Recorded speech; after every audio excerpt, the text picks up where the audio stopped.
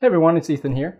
So we've been doing a lot of Luma study and I figure you're probably a little sick of it by now. So just to change it up a little bit, let's do a hand drawing today. The material I'll be using is a Conte 1710 charcoal pencil, and I'll be using a B for the initial sketch and a 2B for the rendering. And the paper I'm drawing on is smooth newsprint. So the first thing I'm doing here is just getting a general block in of the hand. The hand I'm drawing has a really nice dynamic gesture and I really want to capture that. So my main goal here is just to get the gesture and to build a scaffolding so that I can add in the details later. When drawing hand, I find that it's better to design a little bit to make the drawing more interesting. You don't have to be completely faithful to the reference.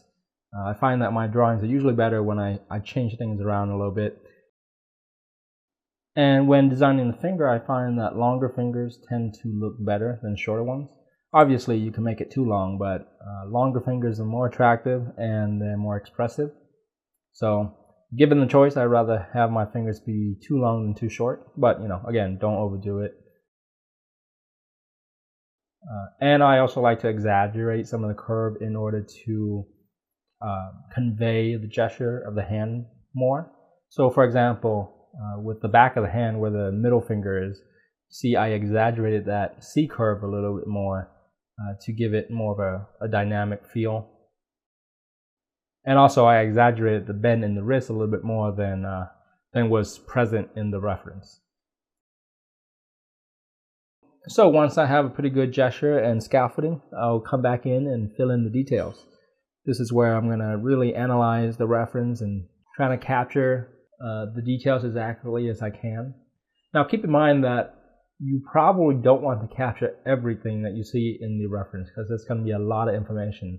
So one of the art of drawing is knowing which details to put in and which to leave out. As a general rule, you want to put in the details that will add to the gesture of the pose or the story. So in this case, one of the main gestures is the pinky touching the thumb. And so I want to look for where the tension is that's showing that action. So there's a lot of tension in the palm where there's a lot of skin creases created by the thumb touching the pinky. And that's what I want to make sure to capture.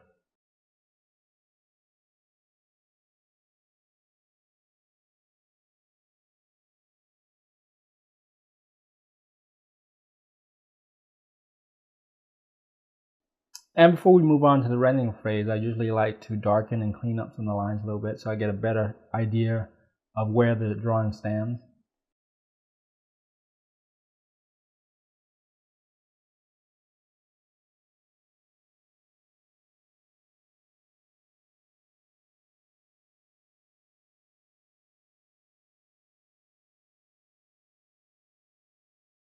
And here you see me mapping in the shadows. It's important to pick good references that has some nice strong shadow, at least in the beginning, because it's just going to make your job a lot easier when drawing. And it looks better. Just, in my opinion, more shadows just makes a drawing look more three-dimensional, more dramatic. And when designing these shadows, it may help to squint down your eyes when you look at the reference. That's going to blur out a lot of the details and simplify the shapes so that you can make sense of it better.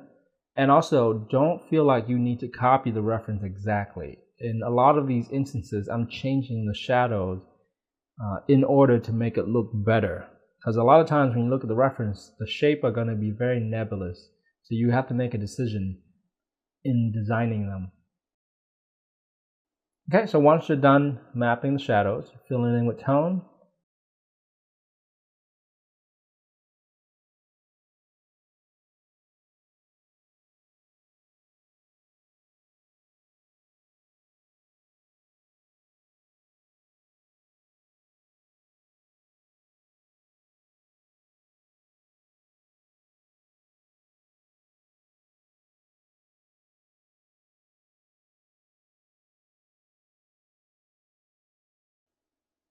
Okay, and then at this point, I'm just going to add some dark accent clean up some of the lines and pump up the contrast.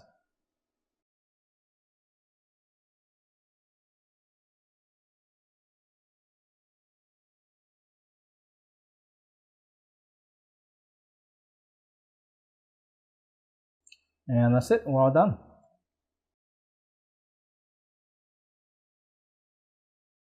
If you want to learn more about portrait drawing, check out my Portrait Fundamentals course. It's a very beginner-friendly course that walks you through all the basics of portraiture, from constructing a basic head, facial proportions, drawing the features, and finally drawing a realistic portrait step by step. You can learn more about it by going to mydrawingtutorials.com/portrait or clicking on the image on the screen. Thank you so much for watching, and until next time, happy drawing.